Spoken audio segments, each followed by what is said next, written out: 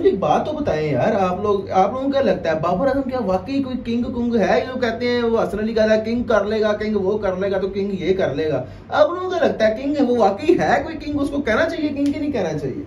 ये सवाल तो बड़ा अच्छा आप लेकर आए, क्योंकि जो वर्ल्ड कप रहा है, जो परफॉर्मेंस रही है, और बड़ा सारे लोग इससे नाराज भी हुए बाबर आजम। देखिए आपको याद होगा मैंने पहले भी कहा था कि बाबर आजम के लिए वर्ल्ड कप बड़ा जरूरी है।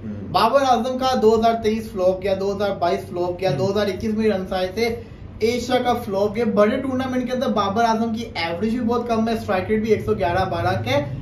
किंग क्या होता है? पावर प्ले में छक्का भी कोई नहीं मारा। हाँ, किंग क्या होता है दुल्ला भाई? जो राज करता है हर किसी के ऊपर, राज करता है। बेशक पाकिस्तान के अंदर बाबर आजम राज कर रहा हो, लेकिन सवाल ये आता है बड़ा प्लेयर कहाँ बनता है? बड़े टूर्नामेंट में। जो रूट बड़े टूर्नामेंट्स के अंदर बड़ा परफॉर्मेंस दिखाता है, जैसा मर्जी हो, बायलैटरल जाए, बायलैटरल में भी करता है। केन विलियमसन इतनी परफॉर्मेंस नहीं दिखाता, लेकिन उसकी फिर भी परफॉर्मेंसेस हैं बड़े टूर्नामेंट्स के अंदर। विराट कोहली आपके सामने प्राइम एग्जांपल है, हर टूर्नामेंट के अंदर सिवाय इस वर्ल्ड कप के अलावा उसने जितने भी टूर्नामेंट में खेला बड़ी ब्रिलियंट किस्म की परफॉर्मेंस करके दिखाई है, हाईएस्ट स्कोरर बनता है और मैचेस जितवाता है। बाबर आजम का जब स्टार्ट हुआ था ना, वो बड़ा ब्राइट था।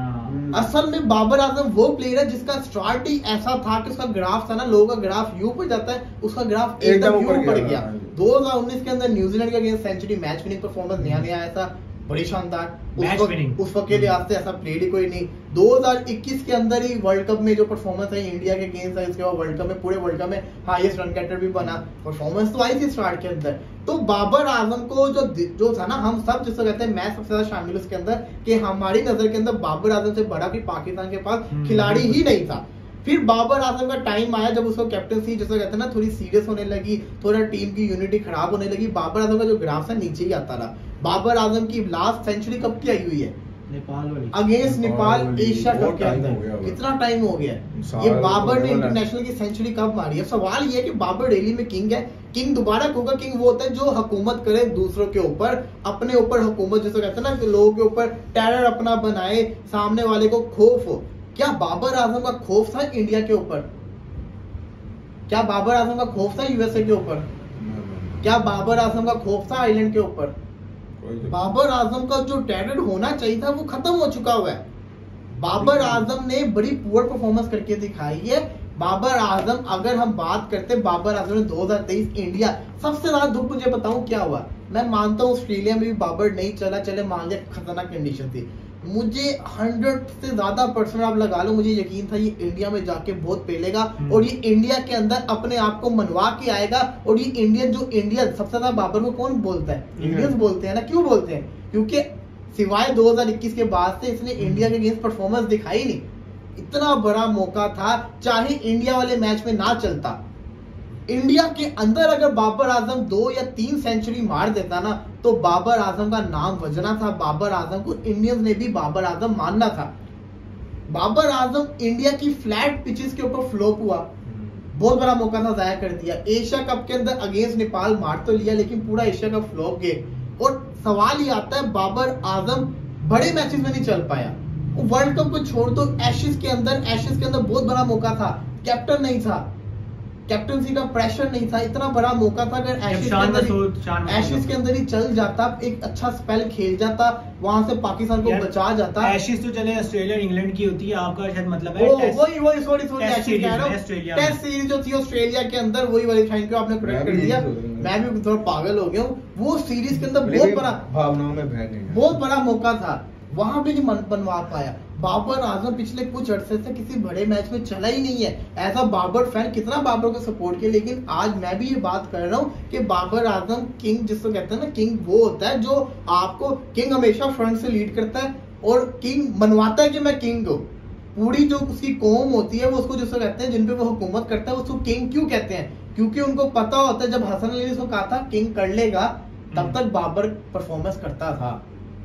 किंग करने के बाद से लेके बाबर आजम या तो एटीट्यूड आ गया, या तो कैप्टनसी का प्रेशर है, या तो टीम साथ में यार रहती है। बाबर attitude बड़ा है। ना बाबर बड़े अरसे तक रैंकिंग 1-2 पे रहा है, T20 में भी और वनडे में भी, ठीक है, काफी हद तक। और हम कोहली से कंपेयर क्यों करते हैं, क्योंकि उसके रन्स हैं उतने। No doubt Virat Kohli far better Babar है, ठीक है, फार बेटर देन बाबर है, क्योंकि वो प्रेशर वाले मैचेस में इंडिया को जितवाता भी है, रन्स भी करता है और सब कुछ करता है। यार जरूरी नहीं है कि जो बेस्ट बैट्समैन हो वो अच्छा कैप्टन भी हो, ठीक है, ये दोनों अलग अलग चीजें हैं। कैप्टनसी एक अलग चीज है और बैटिंग अलग चीज है। बॉलर्स भी होते हैं कैप्टन। तो मेरा ख्याल से ये है कि बाबर को थोड़ा सा ना कैप्टनसी से बैक ऑफ होना चाहिए। किंग मैं नहीं समझता कि बाबर किंग है, क्योंकि पाकिस्तान का ऐसा बैट्समैन नहीं है, नो डाउट हमारे पास ऐसा इस जनरेशन में कोई बैट्समैन नहीं है ऐसा। लेकिन बाबर को जब, बिल्कुल आपकी बात ठीक है कि जब मनवाने का टाइम था, एशियन पिचेस थी, बैटिंग पिचेस थी, बॉल उठता ही नहीं था, बॉलर्स को बड़ा फ्लॉप हो रहा था सब कुछ। आउट भी कैसे हो रहा था? आउट भी बड़ी सेम जगहों पे आउट हो रहा है, लेग साइड से आउट हो रहा है। नीदरलैंड के अगेंस्ट वो मिड विकेट पे कैच दे दिया, लंका के अगेंस्ट सॉफ्ट डिसमिसल हो गया, मधुशंका को इधर खेल लिया, इंडिया के अगेंस्ट अच्छा खासा 50 किया, सिराज को पता नहीं कौन सी कट खेला जो अब आजकल जो वो किलियां उड़ गई। इसी के साथ साथ ऑस्ट्रेलिया के अगेंस्ट सॉफ्ट डिसमिसल हो गया। गुस्सा तो बाबर आजम चढ़ाता है। ये जब से बाबर ने अपनी मर्जी की प्लेइंग 11 खिलाना शुरू की है ना, रादर देन सोचने के टीम के लिए क्या बेहतर है, तो उसके हिसाब से इसका डाउनफॉल शुरू हो गया। 21 से पहले तो मतलब 21 मिला के 21 से पहले तो बहुत कोई मुकाबले नहीं था बाबर का। हमें पता होता था कि यार बाबर की 50 तो आएगी मैच। किंग है कि नहीं? नहीं, किंग नहीं, नहीं है किंग नहीं। अब्दुल्ला भाई नहीं भाई, किंग बिल्कुल नहीं है। मुझे लगता है कि बाबर आजम को ना मेरिट पे टीम खिलानी चाहिए, देखें, और दूसरों को ना अपने वो पीठ पर सवार करके दरिया पार करवाना छोड़ देना चाहिए। लगता है बाबर सच्ची में अपने आप को किंग समझ के बैठ के अपनी मर्जी करने लगा। भाई गलत, देखें उसका एटीट्यूड तो है, इसमें आप नहीं कह सकते कि उसमें एटीट्यूड नहीं है। बाबर आजम में एटीट्यूड बहुत ज्यादा है। उसको ना किंग बनाने वाले और उसको एटीट्यूड में लाने वाले भी हम लोग हैं। हमने उसको बड़ा सड़ पे चढ़ा दिया है। 2021 के बाद 2021 से लेके 2022 तक ये साल उसका बड़ा अच्छा था, और उससे पहले वाला भी। और लिटरली आप यकीन करें, जब 2022 में भी जब इंडिया ने बाबर आजम की विकेट निकाली थी ना, तो इंडिया बड़ा खुश हुआ था, और पता लग रहा था कि भाई क्यों खुश हुआ है, उनको पता था कि भाई ये बड़ी विकेट है। और अब अगर आप देखें ना, कोई नहीं बाबर आजम डरता, किसी को कोई टेंशन नहीं है, बाबर खेले ना खेले, पता है भाई बाबर आजम ने इस तरह किस तरीके से आउट हो जाना है, उसको अब कोई इतना बड़ा नहीं कहता। लेकिन नो डाउट उसकी फैन फॉलोइंग बहुत ज्यादा है। अब शाहिद अफरीदी के बाद मैंने बाबर आजम की देखी है, उसके रिटायरमेंट के बाद सबसे ज्यादा फैन फॉलोइंग, उसके अलावा किसी और प्लेयर की नहीं है। लेकिन मैं समझता हूँ कि शाहिद अफरीदी एक फिनिशर था, उसने हमें पाकिस्तान को, बेशक जो भी है, लेकिन उसने पाकिस्तान को मैचेस जितवाए हुए हैं। हमारे पास बाबर आजम के पास वलीद भी बड़े मौके आए हैं यार, कि जब वो फिनिश कर सकता था, वो मैचेस फिनिश कर सकता था, जरा परफॉर्मेंस दे रहा था ना, मैचेस बना के दे सकता था, लेकिन वो नहीं दे पाया। विराट कोहली को क्यों बड़ा कहते हैं? फिनिशर, मैचेस जितवाता है, प्रेशर में खेलता है। 2014 का कोहली का जो वर्ल्ड कप था ना, बाबर आजम का ऐसा एक भी वर्ल्ड कप आ जाए ना उसके करियर के अंदर, तो मैं कहूँगा बाबर आजम बहुत बड़ा प्लेयर है। कोहली का एक वर्ल्ड कप, कोहली का 2014, 2016, 2023 का इंडिया के अंदर जो वर्ल्ड कप था, 3 वर्ल्ड कप तो यही हो गए कोहली के। उसको भी छोड़ दो, बाबर आजम की ऑस्ट्रेलिया में क्या परफॉर्मेंस है, कुछ भी नहीं है। आप देख लेना, कोहली की कैप्टनसी भी तो कुछ अच्छी नहीं रही थी ना। कोहली बैट्समैन है, बैटिंग उसने कैप्टनसी छोड़ी, बैटिंग उसकी यार उमर जब वो कैप्टनसी कर रहा था तब भी उसके स्टार्टिंग के अंदर उसने बड़ी अच्छी परफॉर्मेंस करके दिया, फिर उसमें डाउनफॉल आया था, लेकिन उसका डाउनफॉल भी 50-60 आराम से आ रहा था। लेकिन बाबर का डाउनफॉल 2-2.5 सालों से चल रहा है, वो तो ऊपर आने का नाम नहीं ले रहा। सेंचुरी लास्ट क्या हमारी नेपाल के खिलाफ। अच्छा, नेपाल से अगर नेपाल वाली सेंचुरी को आप स्किप कर दें, उससे पहले उसकी कौन सी कहां पे सेंचुरी आई थी, कब आई थी, मुझे तो वो भी नहीं याद आ रहा।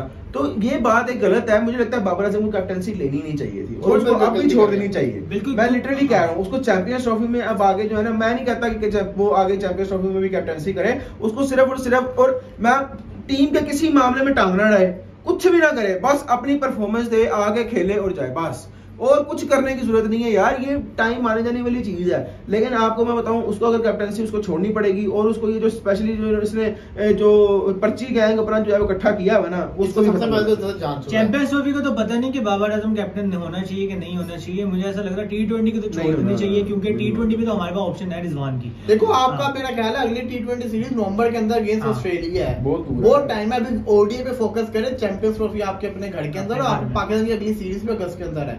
ये वेले ही है, तभी फिर रहे हैं, तभी जैसा कहते हैं ना लगे हुए हैं। लेकिन इतने आधा जून, जुलाई, फिर अगस्त में जा गए यार। हाँ, आप देख ले, मतलब कि हम जैसे, और इंडिया की जुलाई में मेरा ख्याल से जिम्बाब्वे के साथ है, पाकिस्तान की वेली है, हम भी वेले हैं।